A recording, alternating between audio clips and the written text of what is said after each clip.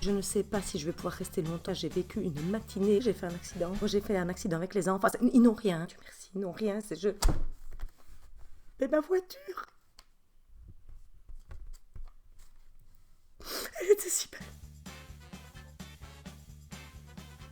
Et je sais que c'est bien que les enfants n'aient rien, etc. Mais là, je suis en train d'essayer de chercher tous mes papiers d'assurance. C'est comme chercher une aiguille dans une botte de foin. Enfin, dans tous les papiers que j'ai dans la maison, avec toutes les fardes des classeurs, etc. C'est même pas chercher une aiguille dans une botte de foin. Je suis en train de me demander si je les ai encore. Écoutez, je vais faire ça après. J'ai quand même besoin de parler un petit peu avec vous. Ça va me faire du bien. Non, je ne suis pas en tort. Enfin, si. Enfin, non. Enfin, pas vraiment. Enfin, oui, enfin, c'est l'assurance qui va déterminer après si je suis en tort ou pas. Enfin, c'est même pas moi. C'est même pas moi. Si, c'est moi. Enfin, je veux dire, c'est moi sans être moi, puisque c'est Camille. Enfin, c'est Camille. Enfin, je vous explique. Je courais ce matin. Vous voyez, je devais aller déposer Thibaut chez un copain. Martin allait faire une partie de tennis, donc j'étais avec les deux filles. J'avais embarqué tout le monde. On est toujours en vacances, mais mes matinées ressemblent à un truc là où je dois faire un circuit de A à B, à C, à D. Tout ça dans un temps imparti pour que tout le monde soit heureux. J'ai l'impression que je vis ma vie dans Google Maps. Et ma voix intérieure, ça devient Waze. Enfin bon, bref. Je dépose Thibaut chez son copain. Je pars vers le club de tennis pour Martin, qui était déjà en train de me stresser en me disant ouais, on va être en retard, la partie sera commencée. Je dis écoute, la partie sera commencée, vous faites un double. Je dis au pire, le gars qui sera tout seul rattrapera toutes les balles et quand tu arrives, tu montes sur le terrain et paf, hop, t'es dans le jeu. Et je passe dans la rue commerçante. Qu'est-ce que je vois? Tac, la boulangerie. Je me dis mais je vais chercher mon pain maintenant. Donc je dis à Martin, je vais chercher mon pain. Ouais putain, tu vas chercher ton pain maintenant, c'est pas le moment. Je dis écoute, c'est qui paye l'essence? C'est qui conduit? C'est la voiture de qui? C'est la voiture de maman. Si ça ne te convient pas, tu prends tes pieds ou tu vas à vélo. Oui, j'étais déjà très remontée ce matin, j'étais dans un état de nerfs pas possible, j'ai très mal dormi. Je me garde devant la boulangerie, je dis aux filles, vous ne bougez pas. La Camille fait, oh mais j'ai avec toi. Camille, je n'ai pas besoin d'aide pour aller chercher un pain. Oui mais il y a peut-être un truc, un goûter pour 4 heures. Je dis, on n'a pas besoin de goûter, on fera des cookies nous-mêmes, quelque chose. Oh non, j'ai envie. Et là Mathilde fait, oh oui moi aussi j'ai envie. Enfin, les filles, vous ne commencez pas à vous détacher, après il faut vous rattacher. Et là Camille me fait, moi j'ai quand même bientôt 10 ans, je sais m'attacher, me détacher toute seule, je sais monter dans cette voiture. Et je n'ai même pas le temps de dire ouf que tac, elle ouvre la portière. Elle a ouvert sur une camionnette qui passait.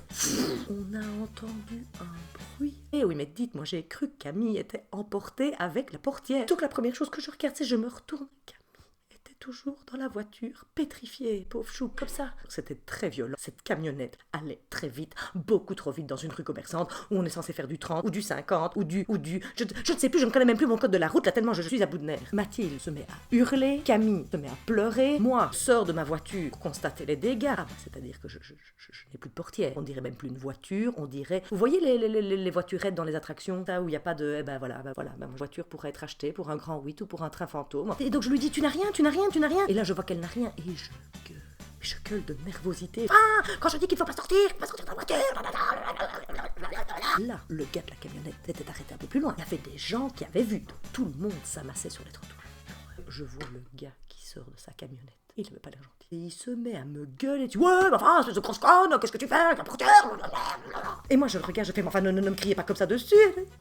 Et tac, je me mets à pleurer nerveusement devant tout le monde, les gens qui me regardaient, le gars qui me hurle dessus, là-dessus, un monsieur très gentil, je me rappelle même pas de son nom, qui m'a dit, est-ce que les enfants n'ont rien? Il me dit, est-ce que vous avez un triangle? Je sais pas si j'ai un triangle, je sais même pas si j'ai un gilet, je sais même pas, je dis que j'ai cru que ma fille allait mourir d'un accident. Vous imaginez, mais c'était son bras qui aurait pu partir avec ou tout son petit corps. Quelqu'un, je ne sais pas par quel moyen, finit par calmer le gars de la camionnette, mais encore heureux. J'étais dans un tel état d'hystérie que j'ai cru à un moment donné que j'allais prendre mon triangle qu'on avait retrouvé et que j'allais lui en faire un collier sur la tête. Et moi j'essaie d'appeler Bertrand, évidemment. J'appelle et Bertrand ne me répond jamais. Ça me rend dingue. Mais non, mais alors, pour jouer à tous ces jeux-là, son truc de réussite, des machins avec tous ces petits bonbons, là, qui trient et tout ça, il ouvre son téléphone. Mais alors, pour regarder qui lui a envoyé des messages, qui essaye de l'appeler, je ne sais pas ce qu'il fait avec ce téléphone. Finalement, j'ai eu la présence d'esprit de me dire que j'allais appeler Nicolas et Richard. Nicolas, c'est mon petit garagiste, qui est formidable. Dès que j'ai une merde, je l'appelle. Et j'essaie de l'appeler aussi quand j'ai pas que des merdes. Mais enfin, en même temps, je veux dire, on ne se connaît pas non plus, donc je vais pas l'appeler si j'ai pas une merde. Enfin, je veux dire, je suis pas quelqu'un qui parle de voiture, vous voyez, donc à un moment donné, peu importe, il est formidable. Et j'appelle aussi Richard, mon assureur. Top compète, hyper efficace, pro, il répond dans la seconde, des gens qui décrochent leur téléphone. Voilà, des hommes comme ça, voilà.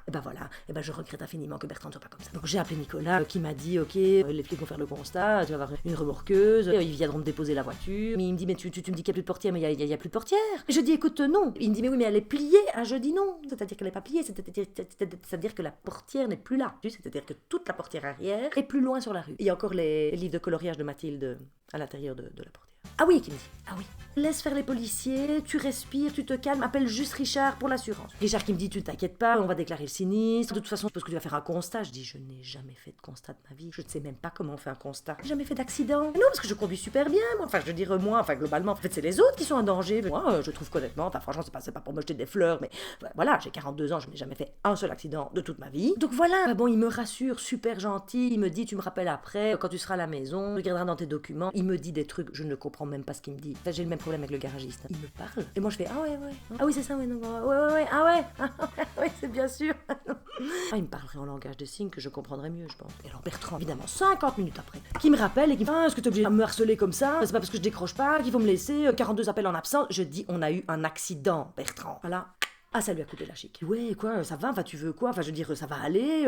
Et Camille, faut pas aller faire une radio. Ben, je dis, il y a pas de radio à faire, hein, c'est la portière qui a tout pris. Donc, alors Bertrand qui est rentré, évidemment, finalement, un peu plus tôt. Bah oui, c'est gentil. Oui, enfin, c'est quand même la moindre des choses, hein, excusez-moi. Enfin, vous savez, il y a un moment donné, on est marre de devoir remarquer tout le temps à quel point Bertrand est gentil. Dire la gentillesse, enfin, je veux dire, c'est d'une qualité normale à la base. C'est-à-dire, on se marie pas avec quelqu'un pour qu'il soit méchant. Non, mais c'est parce que vous me dites souvent, ça, oh, ouais, il est vraiment gentil. Oui, il est gentil. Oui, heureux qu'il est gentil. Oui, je suis énervée. Enfin, bon, bref, donc Bertrand qui rentre, Camille a beaucoup pleuré dans ses bras, Mathilde a raconté aussi. Enfin, voilà, faire des seins avec l'accident, avec maman qui pleure. La seule chose qu'elle va retenir, c'est maman qui pleure. Puis je ne sais pas pourquoi, j'ai tout le temps les larmes aux yeux. Enfin, Bertrand qui me dit, mais enfin, allez, écoute, c'est sous le choc, mais prends du recul, essaie de laisser descendre la pression, il n'y a rien de grave, c'est juste une portière. Je dis, c'est juste une portière, Bertrand, c'est juste une portière. C'est ma portière, c'est ma voiture, c'est mon outil de travail. Qu'est-ce que je vais faire sans voiture, moi? Mais on appellera Richard, il me trouvera une voiture de remplacement. Mais je dis, mais Richard n'a pas de voiture de remplacement comme ça, pouf!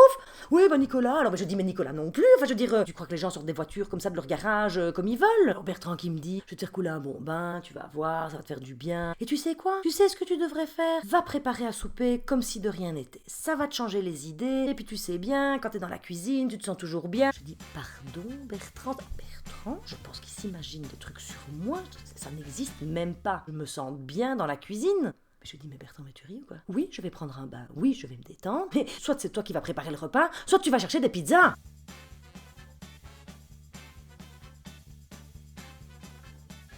Comment dites-vous? Oui, c'était un choc. Oui, c'était violent. Voilà, c'était comme se prendre un truc.